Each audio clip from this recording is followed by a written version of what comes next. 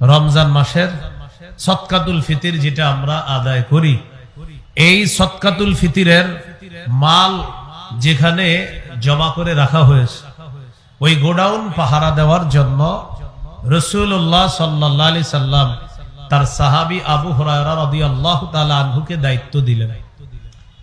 তো তিনি বলেন, আমি পাহারা দেই।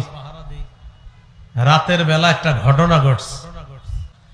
রাতের বেলা এক চোর আসছে। চোর আইসা খাদ্যের গুদামের মধ্যে হাত দিছে চুরি করার জন্য।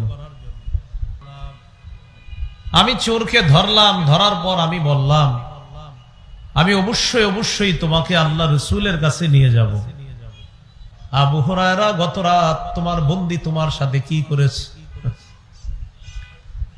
রাতের বেলা যে চোর তুমি ধরছ, যে বন্দী তুমি আটক করেছিলা, সেই বন্দী তোমার সাথে কি করেছে? হাদিস দ্বারা বোঝা যায় গত রাতের ঘটনা আল্লাহ তাআলা ওহীর মাধ্যমে আল্লাহ নবীকে আগেই জানিয়ে দিয়েছেন। ইয়া রাসূলুল্লাহ, লোকটা বড় অভাব পেশ করেছে। লোকটার পারিবারিক সমস্যা, প্রচন্ড সমস্যায় পড়ার কারণে লোকটা রাতের বেলা চুরি করার জন্য আসছে। আমার কাছে এমন ভাবে তার অভাব অনটন পেশ করেছে, ফাখাল্লাইতু সাবিলা, তার অভাব অনটনের কথা শুই না আমি তাকে ছেড়ে দিছি। আবু হুরায়রা সে মিথ্যা কথা বলছে, সে আবার আসবে। ফারাসাতুহু, দ্বিতীয় দিন আমি ওত পেতে বসে আছি চোর ধরার জন্য। রাত যখন হয় চোর সাহেব আইসা বসে। আসার পর ফাজালা ইয়াহসু মিনাত তাআম, আবার খাবারের মধ্যে হাত দিছে। চোর আবার বলতেছে, আমি বড় অভাবী মানুষ, আমার পরিবারের দায়িত্ব আছে, প্রচন্ড সমস্যা আছে আমার, তাই চুরি করার জন্য আসলাম। আজকের মতো আমাকে ছেড়ে দাও, ওয়াদা করলাম আর কখনো আসবো না। দ্বিতীয় দিনও মায়া লাগছে, ছেড়ে দিছে। আবু হুরায়রা, তোমার বন্দী গত রাতে কি করেছে বলো তো? হুজুর গত রাতে আসছে, আসার পর গত রাতেও আমার কাছে অভাব অনটন পেশ করছে, তার প্রচন্ড সমস্যা, আমি তার এই সমস্যার কথা শুই না, আমি তাকে ছেড়ে দিছি। সে মিথ্যা কথা বলছে, সে আবার আসে। আবার চোর এসে গেছে। আসার পর ফাখাসতুহু, চোর আমি পাকড়াও করলাম। করার পর তাকে আমি বললাম, হাদিহি আখিরু সালাসি মাররাত, আজকে হলো 3 নাম্বার বার, আর আজকে হলো শেষবার। গত 2 দিন তুমি আমাকে এটা সেটা বলে আমার কাছ থেকে তুমি পার পেয়ে গিয়েছ, আজকে হলো শেষবার। এই নিয়ে মোট 3 বার তুমি আসলা, আজকে আর ছাড়াছাড়ি নাই।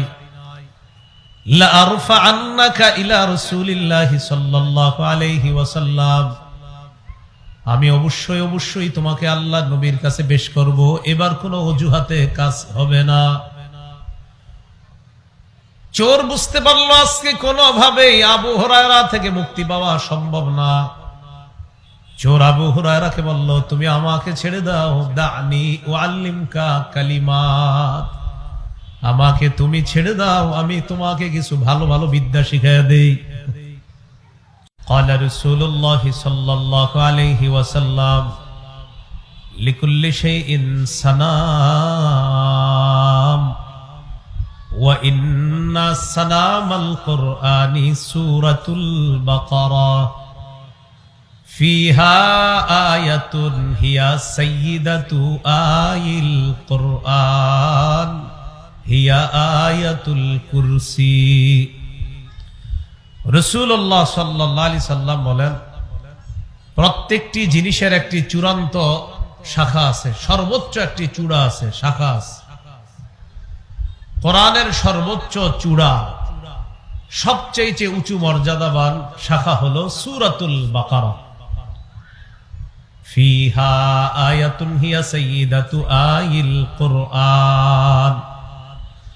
সূরা বাকারায় এমন একটা আয়াত আছে, যে আয়াতটা কোরআনের সমস্ত আয়াতের সর্দার। হিয়া আয়াতুল কুরসি।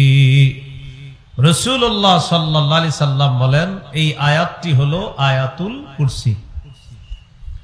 হাদিসের একটা কিতাব আছে, নাম মাজমাউজ জাওয়ায়েদ। এই কিতাবের 6 নম্বর খণ্ড 324 নম্বর পৃষ্ঠা।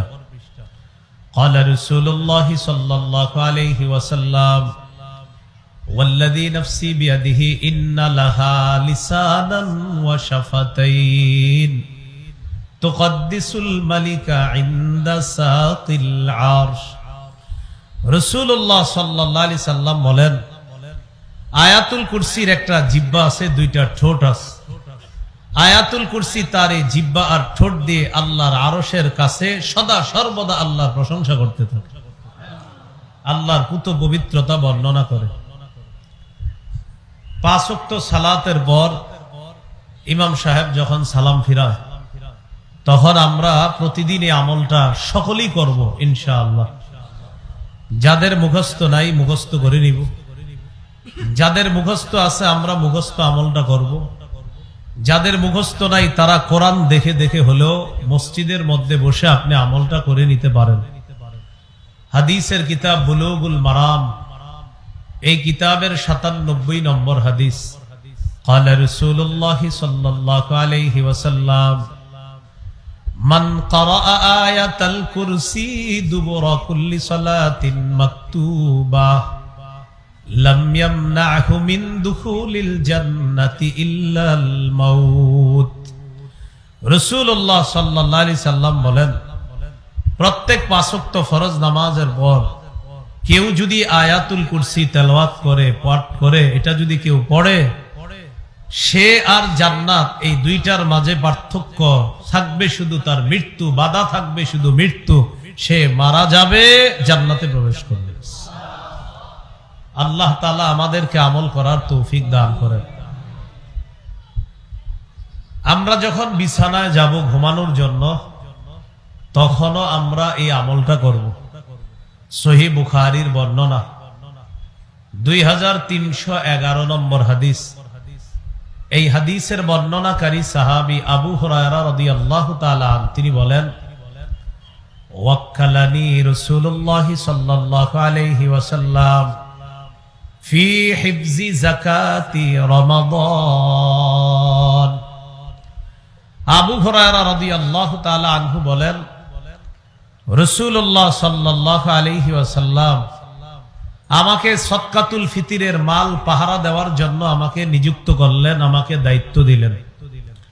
রমজান মাসের সদকাতুল ফিতর যেটা আমরা আদায় করি, এই সদকাতুল ফিতরের মাল যেখানে জমা করে রাখা হয়েছে, ওই গোডাউন পাহারা দেওয়ার জন্য রাসূলুল্লাহ সাল্লাল্লাহু আলাইহি সাল্লাম তার সাহাবী আবু হুরায়রা রাদিয়াল্লাহু তাআলা আনহুকে দায়িত্ব দিলেন। তো তিনি বলেন, আমি পাহারা দেই। রাতের বেলা একটা ঘটনা ঘটছে। আতানি আতিন ফাজালা ইয়াহসু মিনাত তাআম। রাতের বেলা এক চোর আসছে, চোর আইসা খাদ্যের গুদামের মধ্যে হাত দিছে চুরি করার জন্য। ফাআখাযতুহু ফাকুলতু লা আরফা'আন্নাকা ইলা রাসূলিল্লাহি সাল্লাল্লাহু আলাইহি ওয়াসাল্লাম। আমি চোরকে ধরলাম, ধরার পর আমি বললাম, আমি অবশ্যই অবশ্যই তোমাকে আল্লাহ রাসূলের কাছে নিয়ে যাব। চোর আমাকে বলল, ইন্নী মুহতাজ ওয়ালি ইয়ালুন ওয়ালি হাজাতুন শাদীদা। আবু হুরায়রা, আমি বড় অভাবী মানুষ, আমার দায়িত্বে পরিবার আছে, আমার প্রচন্ড সমস্যা, তাই চুরি করার জন্য আসছি। মেহেরবানি করে আমাকে ছেড়ে দাও, ওয়াদা করলাম আর কখনো আসবো না। মায়া লাগছে, ছেড়ে দিস। আসলেই মনে হয় লোকটার সমস্যা, চোরের মনে হয় সমস্যা, এই জন্য ছেড়ে দিস। আবু হুরায়রা রাদিয়াল্লাহু তাআলা আনহু বলেন, ফাআসবাহতু, আমি সকাল করলাম। যখন সকাল হলো, রাসূলুল্লাহ সাল্লাল্লাহু আলাইহি সাল্লাম আমাকে বললেন, মা ফাআলা আসিরুকাল বারিহাতা ইয়া আবু হুরায়রা। আবু হুরায়রা, গত রাত তোমার বন্দী তোমার সাথে কি করেছে? রাতের বেলা যে চোর তুমি ধরছো, যে বন্দী তুমি আটক করেছিলা, সেই বন্দী তোমার সাথে কি করেছে? হাদিস দ্বারা বোঝা যায় গত রাতের ঘটনা আল্লাহ তাআলা ওহীর মাধ্যমে আল্লাহ নবীকে আগে জানিয়ে দিয়েছেন। আবু হুরায়রা রাদিয়াল্লাহু তাআলা ব্যাপারটা নবীকে জানানোর আগে আল্লাহ তাআলা জানিয়ে দিয়েছেন। তো আবু হুরায়রা রাদিয়াল্লাহু তাআলা আনহু বলেন, শাকা হাজাতান শাদীদাতান ওয়া ইয়ালা, ইয়া রাসূলুল্লাহ, লোকটা বড় অভাব পেশ করেছে, লোকটার পারিবারিক সমস্যা, প্রচন্ড সমস্যায় পড়ার কারণে লোকটা রাতের বেলা চুরি করার জন্য আসছে আমার কাছে, এমন ভাবে তার অভাব অনটন পেশ করেছে, ফাখাল্লাইতু সাবিলা, তার অভাব অনটনের কথা শুই না আমি তাকে ছেড়ে দিছি। ফাকালা রাসূলুল্লাহ সাল্লাল্লাহু আলাইহি ওয়াসাল্লাম, ক্বাদ কাযাবাকা ইন্নাহু সায়াউদ। আবু হুরায়রা, সে মিথ্যা কথা বলছে, সে আবার আসবে। চোর তোমার সাথে মিথ্যা কথা বলছে, চোর আবার আসবে। আবু হুরায়রা রাদিয়াল্লাহু তাআলা আনহু বলেন, فعرفت أنه سيعود لقول النبي صلى الله عليه وسلم إنه سيعود। আবু হুরায়রা রাদিয়াল্লাহু তাআলা আনহু বলেন, আমি নিশ্চিত হয়ে গেলাম সে আবার আসবে, কারণ আল্লাহ নবী বলছে সে অবশ্যই আবার আসবে। নবী যেহেতু বলছে আসবে, সে নিশ্চিত আবার আসবে, নবীর কথা সত্য কথা। ফারাসাতুহু, দ্বিতীয় দিন আমি ওত পেতে বসে আছি চোর ধরার জন্য। রাত যখন হয়, চোর সাহেব আইসা বসছে, রাতের বেলা চোর আসছে। আসার পর ফাজালা ইয়াহসু মিনাত তাআম, আবার খাবারের মধ্যে হাত দিচ্ছে। ফাআখাযতুহু, আমি তাকে পাকড়াও করলাম আর বললাম, লা আরফা'আন্নাকা ইলা রাসূলিল্লাহি সাল্লাল্লাহু আলাইহি ওয়াসাল্লাম, অবশ্যই অবশ্যই আমি তোমাকে আল্লাহ রাসূলের কাছে নিয়ে যাব। চোর আবার বলতেছে, আবু হুরায়রা, ইন্নী মুহতাজ ওয়ালি ইয়ালুন ওয়ালি হাজাতুন শাদীদা, আমি বড় অভাবী মানুষ, আমার পরিবারের দায়িত্ব আছে, প্রচন্ড সমস্যা আছে আমার, তাই চুরি করার জন্য আসলাম। আজকের মতো আমাকে ছেড়ে দাও, ওয়াদা করলাম আর কখনো আসবো না। দ্বিতীয় দিনও মায়া লাগছে, ছেড়ে দিছে। পরের দিন রাসূল সাল্লাল্লাহু আলাইহি সাল্লাম বললেন, মা ফাআলা আসিরুকাল বারিহাতা ইয়া আবু হুরায়রা, আবু হুরায়রা, তোমার বন্দী গত রাতে কি করেছে বলো তো? গতকালও চোর আসছে, কি কি আচরণ করছে বলো। তো আবু হুরায়রা রাদিয়াল্লাহু তাআলা আনহু বললেন, হুজুর গত রাতে আসছে, আসার পর গত রাতেও আমার কাছে অভাব অনটন পেশ করছে, তার প্রচন্ড সমস্যা, আমি তার এই সমস্যার কথা শুই না, আমি তাকে ছেড়ে দিছি। রাসূলুল্লাহ সাল্লাল্লাহু আলাইহি সাল্লাম বলেন, ক্বাদ কাযাবাকা ইন্নাহু সায়াউদ, সে মিথ্যা কথা বলছে, সে আবার আসবে। আবু হুরায়রা রাদিয়াল্লাহু তাআলা আনহু বলেন, আমি নিশ্চিত হয়ে গেলাম সে আবার আসবে। তৃতীয় রাত আমি অপেক্ষায় থাকলাম, আবার চোর এসে গেছে। আসার পর ফাখাযতুহু, চোর আমি পাকড়াও করলাম, করার পর তাকে আমি বললাম, হাদিহি আখিরু সালাসি মাররাত, আজকে হলো 3 নাম্বার বার, আর আজকে হলো শেষবার। গত 2 দিন তুমি আমাকে এটা সেটা বলে আমার কাছ থেকে তুমি পার পেয়ে গিয়েছ, আজকে হলো শেষবার, এই নিয়ে মোট 3 বার তুমি আসলা, আজকে আর ছাড়াছাড়ি নাই। লা আরফা'আন্নাকা ইলা রাসূলিল্লাহি সাল্লাল্লাহু আলাইহি ওয়াসাল্লাম, আমি অবশ্যই অবশ্যই তোমাকে আল্লাহ নবীর কাছে পেশ করব, এবার কোনো অজুহাতে কাজ হবে না। চোর বুঝতে পারলো আজকে কোনোভাবেই আবু হুরায়রা থেকে মুক্তি পাওয়া সম্ভব না। চোর আবু হুরায়রাকে বলল, তুমি আমাকে ছেড়ে দাও, দানি উআল্লিমকা কালিমাত, আমাকে তুমি ছেড়ে দাও, আমি তোমাকে কিছু ভালো ভালো বিদ্যা শিখাইয়া দেই। চোরে বলল, আমাকে ছেড়ে দাও, আমি তোমাকে কিছু ভালো বিদ্যা শিখাইয়া দেই, ভালো কিছু কথা শিখাইয়া দেই, তোমার কাজে লাগবে। হাদিসে আসছে সাহাবায়ে কেরাম জ্ঞানের প্রতি ছিলেন খুব আগ্রহী, তারা এলেমের জন্য খুব আগ্রহী ছিলেন, এলেমের প্রতি তাদের অনেক আগ্রহ ছিল। আবু হুরায়রা রাদিয়াল্লাহু তাআলা আন যখন শুনলেন বিদ্যা শিখাবে, তখন তিনি বললেন, ঠিক আছে, কি বিদ্যা? চোর তখন শিখাইয়া দিল, ইযা আওয়াইতা ইলা ফিরাশিকা ফাকরা আয়াতাল কুরসি, তুমি যখন বিছানার মধ্যে যাইবা তখন আয়াতুল কুরসি পড়বা। চোর শিখাইয়া দিছে। তুমি যদি আয়াতুল কুরসি পড়ো ফাইন্নাহু লাইয়াজালা আলাইকা মিনাল্লাহি হাফিজুন ওয়ালা ইয়াকরাবান্নাকা শাইতানুন হাত্তা তুসবিহা। তুমি যদি আয়াতুল কুরসি পড়ো, সারা রাত আল্লাহর পক্ষ থেকে একজন পাহারাদার তোমার রক্ষণাবেক্ষণ করবে, তোমাকে হেফাজত করবে, এবং সকাল পর্যন্ত শয়তান তোমার কাছে আসতে পারবে না। চোর এই বিদ্যা শিখাই দিচ্ছে। শিখাই দেওয়ার পর পরের দিন রাসূল সাল্লাল্লাহু আলাইহি সাল্লামের সাথে দেখা। কি ব্যাপার আবু হুরায়রা, গত রাত তোমার বন্দির খবর কি? কি করেছে বন্দি? আবু হুরায়রা রাদিয়াল্লাহু তাআলা আনহু বললেন, হুজুর, গত রাতেও ধরছিলাম আপনার কাছে আনবো, পুরো আমি ইয়াকিন ছিল আমার যে আপনার কাছে আনবই না, আমাকে একটা বিদ্যা শিখাই দিস, এই জন্য আমি তাকে ছেড়ে দিস। কি বিদ্যা শিখাইছে বলো তো? সাহাবী আবু হুরায়রা রাদিয়াল্লাহু তাআলা আনহু বললেন, হুজুর আমাকে বলছে যখন বিছানায় যাব তখন আমাকে আয়াতুল কুরসি পড়ার আমল শিখাইয়া দিছে।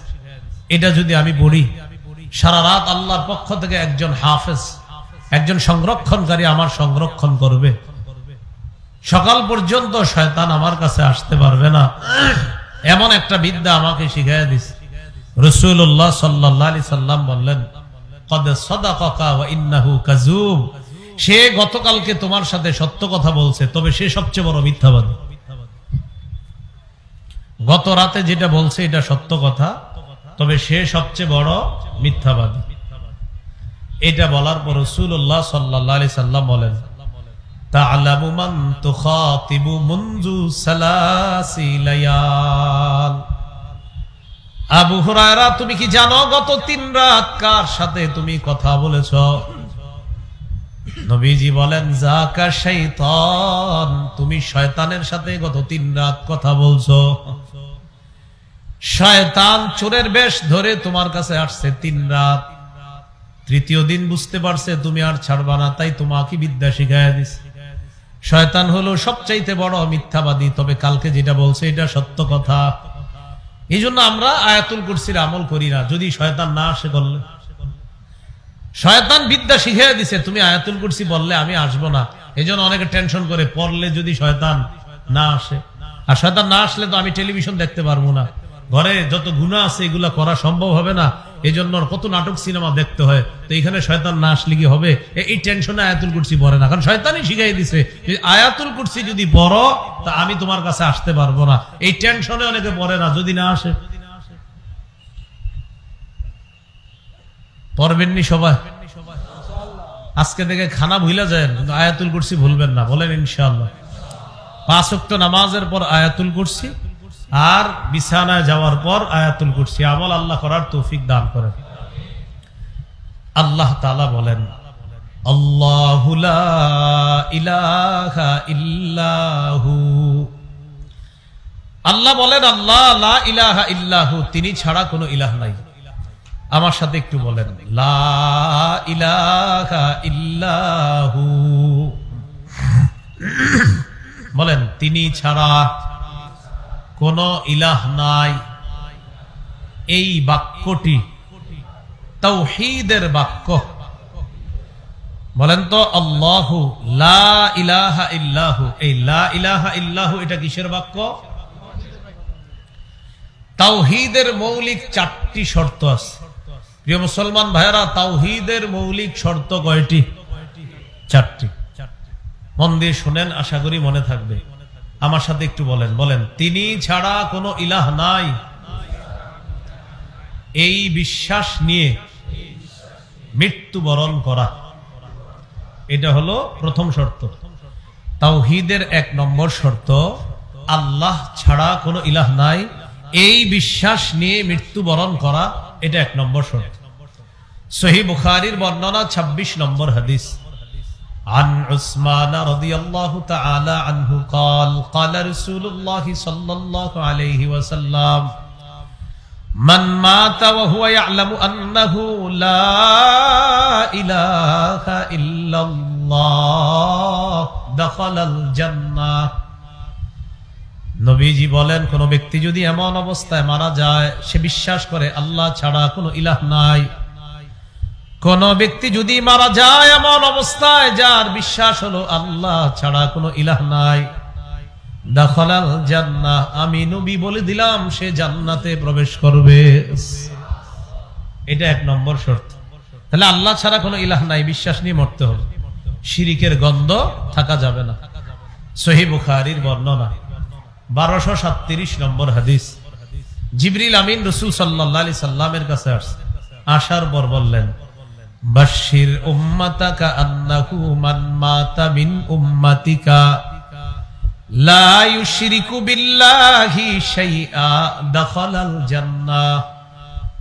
জিবরিল আমিন বলে, ইয়া রাসূলুল্লাহ, আপনি আপনার উম্মতকে সুসংবাদ জানায়া দেন, আপনার কোন উম্মত যদি এমন অবস্থায় মারা যায় যে আল্লাহর সাথে শিরিক করে না, তাকে সুসংবাদ দিয়ে দেন সে জান্নাতে প্রবেশ করবে। তাওহীদের কয় শর্ত? 1 নম্বর, আল্লাহ ছাড়া কোনো ইলাহ নাই, এই বিশ্বাস নিয়ে মৃত্যুবরণ করা। 2 নম্বর, বলেন আল্লাহ ছাড়া কোনো ইলাহ নাই, এই কথায় সামান্য সন্দেহ করা যাবে না, এটা দ্বিতীয় শর্ত তাওহীদের। সূরা হুজুরাতের 15 নম্বর আয়াতে আল্লাহ বলেন, ইন্নামাল মুমিনুনা আল্লাযীনা আমানু বিল্লাহ ওয়া রাসূলিহি সুম্মা লাম ইয়ারতাবু ওয়া জাহাদু বিআমওয়ালিহিম ওয়া আনফুসিহিম ফি সাবিলিল্লাহ উলাইকা হুমুস সাদিকুন। আল্লাহ তাআলা বলেন, প্রকৃত ঈমানদার হলো তারা যারা আল্লাহকে বিশ্বাস করে, রাসূলকে বিশ্বাস করে, কোনো সন্দেহ করে না আল্লাহ আমার রব, আল্লাহ আমার খালিক, আল্লাহ আমার মালিক, এই কথায় কোনো সন্দেহ করে না, রাসূলকে বিশ্বাস করে, কোনো সন্দেহ করে না। ওয়াজাহাদু বিআমওয়ালিহিম ওয়া আনফুসিহিম ফি সাবিলিল্লাহ, যারা জানমাল দিয়ে আল্লাহর রাস্তায় লড়াই করে, জিহাদ করে, আল্লাহ বলেন উলাইকা হুমুস সাদিকুন, আমি আল্লাহ পবিত্র কোরআনে তাদেরকে খাঁটি সত্যবাদী বলে ঘোষণা করলাম। এরা খাঁটি সত্যবাদী, আল্লাহকে আল্লাহ মানে, রাসূলকে রাসূল মানে, সুম্মা লাম ইয়ারতাবু, একটুও সন্দেহ করে না, তারা খাঁটি সত্যবাদী। এটা হলো তাওহীদের 2 নম্বর শর্ত, আল্লাহ ছাড়া কোনো ইলাহ নাই, এই কথায় সামান্য সন্দেহ করা যাবে না। তাওহীদের 3 নম্বর শর্ত, এটাও বলেন আমার সাথে, বলেন আল্লাহ ছাড়া কোনো ইলাহ নাই, এই কথা মুখে বলার পাশাপাশি অন্তরে বিশ্বাস করা। আপনি মুখে বলতেছেন আল্লাহ ছাড়া কোনো ইলাহ নাই, এই বলার সময়ও আপনার দিলে থাকতে হবে, হ্যাঁ আসলে আল্লাহ ছাড়া কোনো ইলাহ নাই। আপনি মুখ দিয়ে বলতেছেন আল্লাহ ছাড়া কোনো ইলাহ নাই, দিলেও এটা আছে, হ্যাঁ হ্যাঁ এটা সত্য কথা। আর যদি বিষয়টা এমন হয় আপনি মুখ দিয়ে বলতেছেন আল্লাহ ছাড়া কোনো ইলাহ নাই, কিন্তু অন্তরে অন্য কিছু, তাহলে তাওহীদের 3 নম্বর শর্ত পূরণ হলো না। তাহলে মুখে যা অন্তরে তা, তাওহীদের 3 নম্বর শর্ত মুখে যা অন্তরেও তা, যে আল্লাহ ছাড়া আসলে কোনো ইলাহ নাই। সূরাতুল ফাতহ 11 নম্বর আয়াতে আল্লাহ বলেন, ইয়াকুলুনা বিআলসিনাতিহিম মা লাইসা ফি কুলুবিহিম, ইয়াকুলুনা তারা বলে, বিআলসিনাতিহিম তাদের মুখ দিয়ে, মা এমন কথা বলে, লাইসা ফি কুলুবিহিম যা তাদের অন্তরের কথা না। তারা তাদের মুখ দিয়ে বলে তা যা তাদের অন্তরের কথা না, এমন কথা তারা মুখ দিয়ে বলে। তাহলে মুখে একটা অন্তরে আর একটা, এটা হওয়া যাবে না। মুখেও আল্লাহ ছাড়া কোনো ইলাহ নাই, অন্তরেও থাকতে হবে আল্লাহ ছাড়া কোনো ইলাহ নাই। অন্তরে এই বিশ্বাস যদি খাঁটি হয়, এটা যদি সরিষার দানা পরিমাণ হয়, বিভিন্ন অপরাধে যদি জাহান্নামে আপনার সাজা ভোগ করা লাগেও, একদিন আপনি জাহান্নাম থেকে বের হয়ে জান্নাতে প্রবেশ করবেন।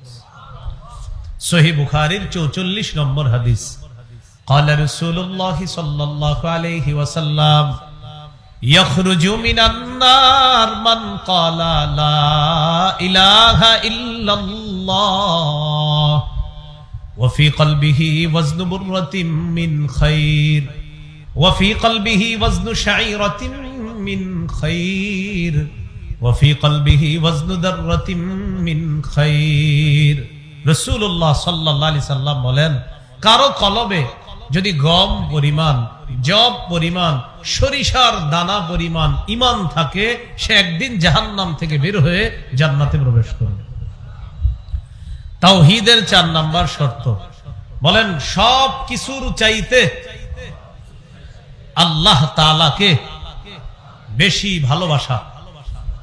সব কিছুর চাইতে কাকে বেশি ভালোবাসা? সহিহ বুখারীর 16 নম্বর হাদিস, قال رسول الله صلى الله عليه وسلم ثلاث من كن فيه وجد حلاوة الإيمان। নবীজি বলেন, 3টি গুণ যদি কারো মধ্যে থাকে, অন্তরের মধ্যে সে ঈমানের স্বাদ গ্রহণ করতে পারবে। 1 নম্বর, আইয়াকুন আল্লাহু ওয়া রাসূলুহু আহাব্বা ইলাইহি মিম্মা সিওয়াহুমা। আল্লাহ, আল্লাহ রাসূল ছাড়া যা আছে সবকিছুর চাইতে আল্লাহকে আর তার রাসূলকে বেশি ভালোবাসা। 2 নম্বর গুণ, ওয়া আইয়ুহিব্বাল মারআ লা ইউহিব্বুহু ইল্লা লিল্লাহ। কোন মুসলমানকে শুধু আল্লাহর জন্য ভালোবাসা, কোন স্বার্থের কারণে ভালো না বাসা। 3 নম্বর, ওয়া আইয়াকরাহা আইয়াউদা ফিল কুফরি কামা ইয়াকরাহু আইয়ুকযাফা ফিন নার। আগুনে পুড়ে যাওয়া যেমন অপছন্দ করে, কুফরিতে যাওয়াটাও সে তেমন অপছন্দ করে। আপনাকে 10 কোটি টাকা অফার করা হলো, তুমি আগুনে পুড়ে মারা যাও, তোমাকে 10 কোটি টাকা দেওয়া হবে। আপনি বললেন, ধর্মিয়া আগুনে পুড়ে মারা গেলে 10 কোটি টাকা দিয়ে আমি করবো কি? আপনাকে অফার করা হলো 10 কোটি টাকা দেওয়া হবে তোমাকে, তুমি কুফরি করো, নাউজুবিল্লাহ পড়েন। আপনার জবাব হতে হবে, 10 কোটি টাকা দিলে যেমন আমি আগুনে পুড়তে আমি রাজি না, 10 কোটি টাকা দিয়ে আমি কুফরি করতেও রাজি না, কারণ দুনিয়ার আগুনে পুড়তে রাজি না, আর কুফরি করে জাহান্নামের আগুনে পুড়তেও রাজি না। এই হলো আপনার অপছন্দ করতে হবে, যে আমি আগুনে পুড়ে যাওয়া এটা অপছন্দ আমার, তাই কুফরি করা এটাও আমার তেমন অপছন্দ যেমন আগুনে পুড়ে যাওয়া আমার অপছন্দ। এই 3 গুণ যদি কারো মধ্যে থাকে, রাসূলুল্লাহ সাল্লাল্লাহু আলাইহি সাল্লাম বলেন, ওয়াজাদা হালাওয়াতাল ঈমান, সে ঈমানের মিষ্টতা, ঈমানের স্বাদ আস্বাদন করতে পারবে। কয় গুণ? 3 গুণ। এর মধ্যে 1 নাম্বার, আল্লাহ আল্লাহ রাসূলকে বেশি ভালোবাসে। তাওহীদের শর্ত কয়টা? আমি আস্তে ধীরে বলি, আপনারা খালি মন দিয়ে শোনেন। 1 নম্বর, আল্লাহ ছাড়া কোনো ইলাহ নাই, এই বিশ্বাস নিয়ে মৃত্যুবরণ করা। 2 নম্বর, আল্লাহ ছাড়া কোনো ইলাহ নাই, এই কথায় সামান্য সন্দেহ করা যাবে না। 3 নম্বর, আল্লাহ ছাড়া কোনো ইলাহ নাই মুখে বলার পাশাপাশি অন্তরেও বিশ্বাস করা। মুখে একটা, অন্তরে আরেকটা, তাওহীদের শর্ত পূরণ হবে না। 4 নাম্বার, আল্লাহকে সবচেয়ে বেশি ভালোবাসা। এই 4 শর্ত পূরণ করে আল্লাহর একত্ববাদ স্বীকার করে আপনি যান, ইনশাআল্লাহ একদিন জান্নাতে প্রবেশ করবেন। এই হলো আল্লাহু লা ইলাহা ইল্লাহু। এরপর আল্লাহ বলেন আল হাইয়ুল কাইয়্যুম। আল হাইয়্যু তিনি চিরঞ্জীব, আল কাইয়্যুম তিনি চির প্রতিষ্ঠিত। আল্লাহ তাআলা তাকে কোনো মৃত্যু স্পর্শ করবে না, আল্লাহ চিরঞ্জীব, হাইয়ুন। সূরা আর রহমানের 26-27 নম্বর আয়াতে আল্লাহ বলেন, কুল্লু মান আলাইহা ফানিউ ওয়া ইয়াবকা ওয়াজহু রাব্বিকা যুল জালালি ওয়াল ইকরাম। যা কিছু আছে এই পৃথিবীতে সব ধ্বংস হয়ে যাবে, আপনার মহামহিম সম্মানের রব একমাত্র বাকি থাকবে, আর সব ধ্বংস হয়ে যাবে। আল্লাহ তাআলা বলেন, কুল্লু নাফসিন যায়িকাতুল মাউত। প্রত্যেকটা নফস মৃত্যুর স্বাদ গ্রহণ করবে, সবাই মৃত্যুবরণ করবে। আমাদের নবীকে আল্লাহ বলেন, ইন্নাকা মাইয়িতু ওয়া ইন্নাহুম মাইয়িতুন। নবী নিশ্চয় আপনি মৃত্যুবরণ করবেন, তারাও মৃত্যুবরণ করবে। একমাত্র একজনকে মৃত্যু স্পর্শ করে না, তিনি হলেন হাই, তিনি হলেন আল্লাহ, তিনি চিরঞ্জীব, তাকে মৃত্যু স্পর্শ করে না। এরপর আল্লাহ বলেন আল কাইয়্যুম, তিনি চির প্রতিষ্ঠিত। এই মাদ্রাসাটা প্রতিষ্ঠিত, কিন্তু চির প্রতিষ্ঠিত না। এই এলাকার অমুক জায়গাটা অমুক স্থাপনাটা প্রতিষ্ঠিত হয়েছে অমুক সালে, কিন্তু চির প্রতিষ্ঠিত না। এই আসমান প্রতিষ্ঠিত আছে আল্লাহর হুকুমে, চির প্রতিষ্ঠিত না। এই জমিন এইভাবে আছে আল্লাহর হুকুমে, তবে চিরস্থায়ী না। শুধু আল্লাহর হুকুম আছে তাই আছে। চির প্রতিষ্ঠিত একমাত্র একজনকে, তিনি কাইয়্যুম। 21 পারা 6 নম্বর পৃষ্ঠা সূরা রুমের 26 নম্বর আয়াতে আল্লাহ বলেন, ওয়ামিন আয়াতিহি আন তাকুমাস সামাউ ওয়াল আরদু বিআমরি। আল্লাহ তাআলা বলেন, আল্লাহ নিদর্শনাবলীর মধ্যে এটা একটা নিদর্শন। আসমান আল্লাহর হুকুমে দাঁড়িয়ে আছে, জমিন আল্লাহর হুকুমে এইভাবে আছে। আসমানের দিকে তাকাই, তাকানোর পর দেখি কোনো খুঁটি নাই, খুঁটি ছাড়া আসমান। আল্লাহ তাআলা বলেন, ওয়াজআলনাস সামাআ সাকফাম মাহফুজা। আমি আসমানকে তোমাদের জন্য সুরক্ষিত ছাদ বানায়া দিয়েছি। জমিন ভাসমান, এই জমিনের উপর আমরা আছি, নিচে পানি। আমাদের মাথায় আসে মাঝে মাঝে পানির উপরে আমরা আছি, তাহলে হেলে দুলে আমরা পড়ে যাচ্ছি না কেন? জমিন আমাদেরকে নিয়ে নড়াচড়া করে না কেন? নিচে তো পানি। আল্লাহ তাআলা বলেন, ওয়াজআলনাল জিবালা আওতাদা। আমি জমিনের নড়াচড়া বন্ধ করেছি কিভাবে জানো? পাহাড়কে পেরেক বসায়া দিয়া, এই পাহাড় নামক পেরেক জমিনের উপর বসিয়ে দিয়ে জমিনের নড়াচড়া বন্ধ করে তোমাদের বসবাসের উপযোগী বানায় দিয়েছি। কিন্তু চিরপ্রতিষ্ঠিত না, ওটা চিরপ্রতিষ্ঠিত না। বিআমরি, আল্লাহর হুকুম যতদিন আসমান থাকবে, আল্লাহর হুকুম যতদিন জমিন থাকবে, কিন্তু সব ধ্বংস হয়ে যাবে একদিন। একমাত্র চিরপ্রতিষ্ঠিত একজন, তিনি কে? এটাই আল কাইয়্যুম।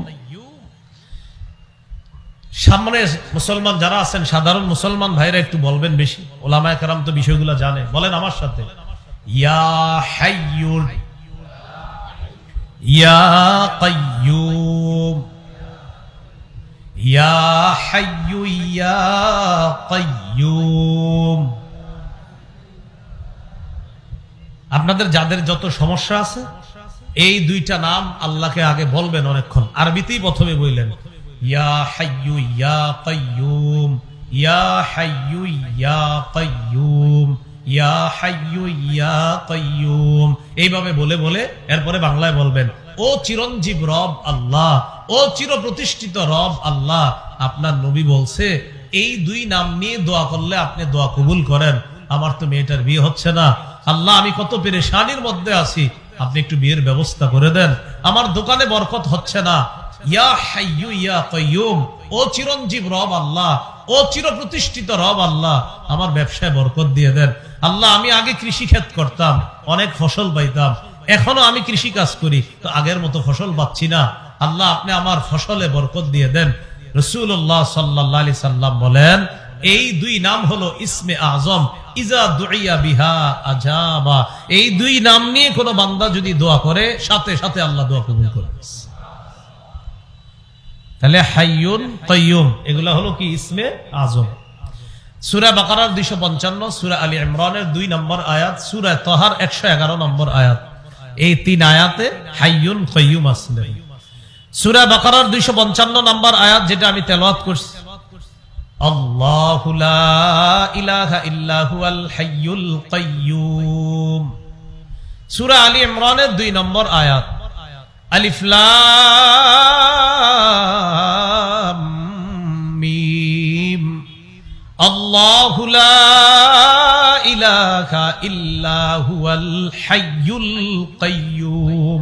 সূরা আলী ইমরানের 2 নম্বর আয়াত। সূরা তাহা 111 নম্বর আয়াত, ওয়া আনাতিল ওয়ুজুহু লিল হাইয়িল কাইয়্যুম। এই 3 আয়াতের মধ্যে আল হাইয়ুল কাইয়্যুম এই দুইটা ইসমে আজম আছে। এই 2 ইসমে আজম নাম নিয়ে যারা আল্লাহর কাছে দোয়া করবে, আল্লাহ তাআলা তাদের দোয়া কবুল করবে। আল্লাহ আমাদেরকে আমল করার তৌফিক দান করেন। এইগুলো আল হাইয়ুল কাইয়্যুম। এরপরে আল্লাহ তাআলা বলেন, লা তাখুযুহু সিনাতু ওয়ালা নাওম। তন্দ্রা তাকে স্পর্শ করে না, নিদ্রা তাকে স্পর্শ করে না। তন্দ্রা কাকে বলে? জীবনী, আপনার ওই একটু ঘুম আসে আসে আসে না এমন। নিদ্রা একবারে ঘুমিয়ে যাওয়া, কোনটাই আল্লাহকে স্পর্শ করে না। ইবনে মাজার হাদিস, قال رسول الله صلى الله عليه وسلم إن الله لا ينام ولا ينبغي له أن ينام। রাসূলুল্লাহ সাল্লাল্লাহু আলাইহি সাল্লাম বলেন, নিশ্চয়ই আল্লাহ তাআলা ঘুমান না, ঘুমানো আল্লাহ তাআলার জন্য শোভা পায় না। নিশ্চয়ই আল্লাহ তাআলা ঘুমান না, আর ঘুমানো আল্লাহর জন্য শোভা পায় না। আমাদের রব কত মায়া করে আমাদেরকে, আমাদের আরামের জন্য আমরা ঘুমাই, আর রব আমাদেরকে দেখতেছে, আমাদেরকে জানতেছে, আমাদের কোনো সমস্যা হয় কিনা আমাদের রব আমাদের সব খোঁজ খবর রাখতেছে। তাকে তন্দ্রা স্পর্শ করে না, তাকে নিদ্রা স্পর্শ করে না। সেই রব, তিনিই তো রব। আল্লাহ তাআলা সেই রবের গুণগান বেশি বেশি করার তৌফিক দান করেন। এরপরে আল্লাহ বলেন, লাহু মা ফিস সামাওয়াতি ওয়া মা ফিল আরদ। আসমান জমিনের যা কিছু আছে সব তার। এবার আমি প্রশ্ন করি, আপনারা জবাব দিবেন। আসমান জমিনের সব কার? আসমান কার? জমিন কার? সৃষ্টিকার? আমরা কার? আমরা চলবো, এটার হুকুমটা হবে কার? এটা হচ্ছে না। আসমান কার বলেন? জমিন কার? সৃষ্টিকার। তো হুকুম চলবে কার? এটাতে হচ্ছে না। এত বছর হয়ে গেল আমাদের দেশে, এখনো আমাদের দেশে এই কথা শুধু বলা হচ্ছে। আমাদের দেশ এটা একটা মুসলিম কান্ট্রি, শুধু বলা হচ্ছে, অথচ এই দেশ এখনো সুদ ভিত্তিক রাষ্ট্র ব্যবস্থা। মুসলমান দেশের প্রধান অর্থনীতি কিভাবে সুদি কারবার হয় বলেন? মুসলমান দেশের অর্থনৈতিক ব্যবস্থা এটা সুদি কারবার যদি হয়, সুদি কারবারের শেষ পরিণতি ভিক্ষা করা। যাকাত ব্যবস্থা, যাকাত ভিত্তিক অর্থ ব্যবস্থার শেষ পরিণতি ধনী হওয়া। একজন সুদখোর 100 জন গরিবকে টাকা দেয়, ওই 100 জন গরিব কিস্তিতে ঋণ পরিশোধ করতে করতে আরো গরিব হয়। একজন ধনী আরো ধনী হয়। একজন ধনী যাকাত দাতা একজন গরিবকে যাকাত দেয়, সেই গরিব যাকাত নিতে নিতে ধনী হয়ে সেও যাকাত দেওয়ার যোগ্য হয়ে যায়। এই জন্য বলেন, রাষ্ট্র কার? আসমান কার? জমিন কার? তো আইন চলবে কার? আল্লাহর আইন যেন বাংলাদেশে প্রতিষ্ঠিত হয়ে যায়, এজন্য একজন যোগ্য শাসকের প্রয়োজন। যে শাসকের প্রধান গুণ হবে 4টা। কয়টা? সূরা হজের 41 নম্বর আয়াতে আল্লাহ বলেন, আল্লাযীনা ইম্মাক্কান্নাহুম ফিল আরদি আকামুস সালাহ ওয়া আতাউয যাকাতা ওয়া আমারু বিল মা'রুফি ওয়া নাহাউ আনিল মুনকার। আল্লাহ তাআলা বলেন, আমি যাদেরকে রাষ্ট্র ক্ষমতায় বসাই তাদের প্রধান কাজ হবে 4টা। বলেন, রাষ্ট্র শাসক যিনি হবেন প্রধান কাজ কয়টা? 1 নম্বর আকামুস সালাহ, নামাজ কায়েম করা। 2 নম্বর ওয়া আতাউয যাকাত, যাকাত আদায় করা।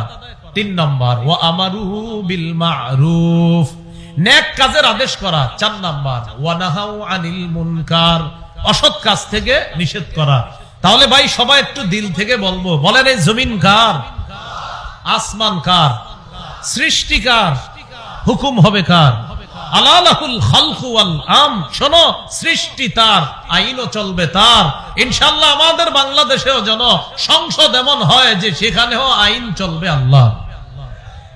এই জন্য আমাদেরকে একটা দোয়া করতে হবে প্রতিদিন 2 রাকাত নামাজ পড়ে। করবেন দোয়াটা? অতিরিক্ত 2 রাকাত নামাজ পড়ে বলবেন আল্লাহ। বলেন আল্লাহ, আপাতত প্রথম শুকরিয়া করছি আমাদের বর্তমান প্রধান একজন পুরুষ, আলহামদুলিল্লাহ। দ্বিতীয়ত, ভবিষ্যতে যেন আমাদের দেশের প্রধান কোন নারী না হয়, এটা 2 নম্বরে দোয়া করবেন। রাসূলুল্লাহ সাল্লাল্লাহু আলাইহি সাল্লাম বলেন, লা ইউফলিহু কওমুন ওয়াল্লাহু আমরাহুম ইমরাআতান। সেই জাতি কিছুতেই সফল হবে না যেই জাতি তাদের নেতৃত্বে কোনো নারীকে বসায় দেয়, সেই জাতি কিছুতেই সফল হবে না। তাহলে এটা 2 নম্বরে বলবেন। 3 নম্বরে বলবেন আল্লাহ। বলেন আল্লাহ, এমন একজন শাসক আমাদেরকে দান করেন, যেই শাসক আমাদের দেশে ইসলামী আইন চালু করবে, শরিয়া আইন চালু করবে। কি আইন বলেন তো? শরিয়া আইন। মনে রাখতে হবে, আমাদের সবার অধিকার নিশ্চিত করতে যদি চাই, সবাই যদি সুখে শান্তিতে বসবাস করতে চাই, তাহলে খেলাফত ব্যবস্থা ফিরিয়ে আনার কোনো বিকল্প নাই। খেলাফত যে ব্যবস্থা, এই ব্যবস্থা ছাড়া চূড়ান্ত শান্তি আসে নাই, আসতে পারে না, কখনো আসবে না। তার বড় প্রমাণ আফগানিস্তান। কোন দেশ? কাউরে এখন গনেও না আফগানিস্তান। এদেরকে 3 বছর আগে কেউ গনে নাই, এখন এদের পিছে পিছে ঘুরে এরা বলে টাইম নাই। আল্লাহ আমাদেরকে বৃষ্টি থেকে বাঁচার পর ঝর্ণার নিচে যেন দাঁড়াতে না হয় এমন জাতি না বানায়া আল্লাহ আমাদেরকে খাঁটি মুসলমান হওয়ার তৌফিক দান করে। কি বললাম? বৃষ্টি থেকে বাঁচার জন্য ঝর্ণা। বৃষ্টি থেকে বাঁচার জন্য কি? আপনি বৃষ্টি থেকে বাঁচার জন্য দৌড়ে ঝর্ণার নিচে গেছেন। ও ভাই, ঘটনা কি হয়েছে? ভাই বললেন না বাহিরে বৃষ্টি, তো এখন কিসের নিচে আছেন? ও আচ্ছা, এরকম যেন না হয়। এই কথা আমি অনেক কিছু বুঝাতে চাচ্ছি, বুঝে নেন। আল্লাহ হেফাজত করে। তাহলে বলেন লাহু মা ফিস সামাওয়াতি ওয়া মা ফিল আরদ, আসমান জমিনের সবকিছু তার। তাহলে আসমান জমিনের সব কার? সৃষ্টিকার। হুকুম হবে কার? এটাই, লাহু মা ফিস সামাওয়াতি ওয়া মা ফিল আরদ। এরপর আল্লাহ বলেন মান যাল্লাযী ইয়াশফাউ ইনদাহু ইল্লা বিইজনিহি, কে আছে এমন যে আল্লাহর অনুমতি ছাড়া আল্লাহর কাছে সুপারিশ করতে পারে? আল্লাহ তাআলা সূরা নাজমের মধ্যে বলেন ওয়া কাম মিন মালাকিন ফিস সামাওয়াতি লা তুগনি শাফাআতুহুম শাইআ ইল্লা মিন বাদি আইয়া আযানাল্লাহু লিমান ইয়াশাউ ওয়া ইয়ারদা। আসমানে কত ফেরেশতা আছে, তাদের সুপারিশ কোনো কাজে আসবে না। তবে আল্লাহ যদি অনুমতি দেয়, যার জন্য অনুমতি দেয়, যার পক্ষে অনুমতি দিবেন, তার জন্যই সুপারিশ কাজে আসবে। আল্লাহ যেন আমাদেরকে রাসূলের সেই সুপারিশ আমরা পাই, আল্লাহর হুকুমের পরে আল্লাহ সেই উম্মত হওয়ার তৌফিক দান করেন। ইয়ালামু মা বাইনা আইদিহিম ওয়া মা খালফাহুম, তাদের সামনে পিছনে ডানে বামে যা কিছু আছে সব আল্লাহ জানেন। ওয়ালা ইউহিতুনা বিশাইইম মিন ইলমিহি ইল্লা বিমা শাআ।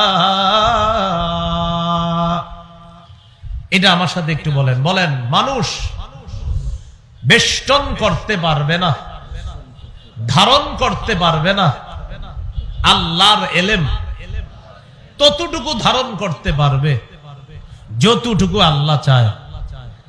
ওয়ালা ইউহিতুনা বিশাইইম মিন ইলমিহি, তারা আল্লাহর ইলমের কিছুও ধারণ করতে পারবে না, তবে ততটুকু পারবে ইল্লা বিমা শা, যতটুকু আল্লাহ চায়।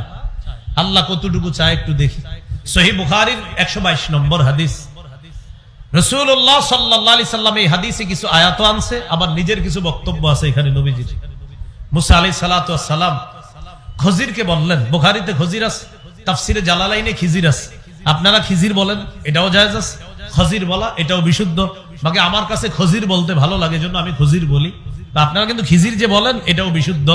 বাকি খজির আমার মনে হচ্ছে বেশি বিশুদ্ধ আর কি। আচ্ছা যাই হোক, মুসা আলাইহিস সালাতু ওয়াস সালাম খজির তাকে বললেন হাল আত্তাবিউকা আলা আন তুআল্লিমানি মিম্মা উল্লিমতা রুশদা, আল্লাহ আপনাকে যে জ্ঞান দিয়েছে এই জ্ঞান আহরণ করার জন্য আমি কি আপনার অনুসরণ করতে পারি?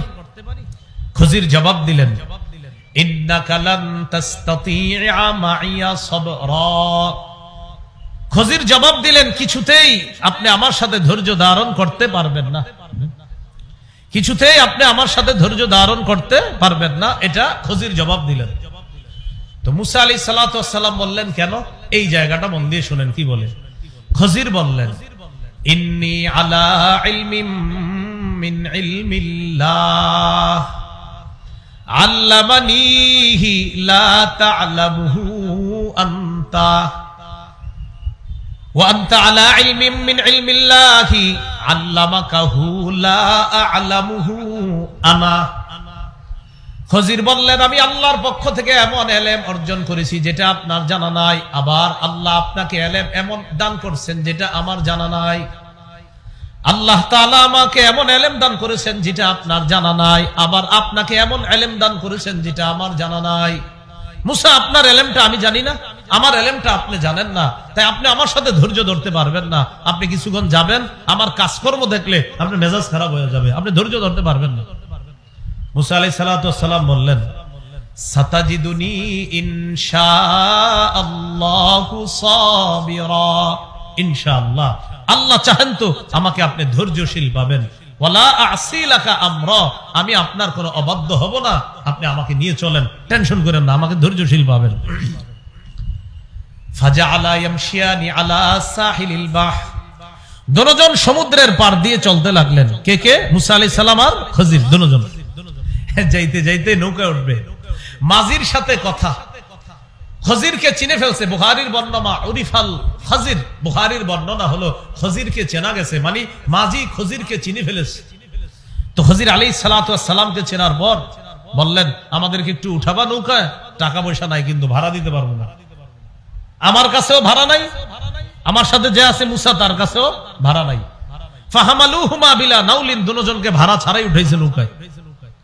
উঠানোর পর এখন মূল কথাটা আমি যেটা বলতেছি, আবার আয়াতের অনুবাদটা একটু স্মরণ করায় দেই আপনাদেরকে।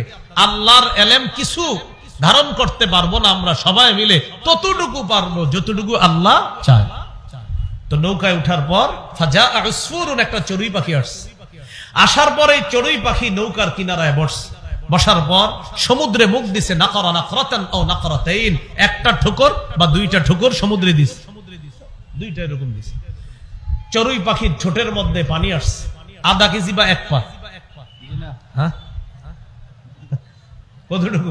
সামান্য, একদম সামান্য। এই সামান্য পানি চড়ুই পাখির ঠোঁটের মধ্যে আসছে।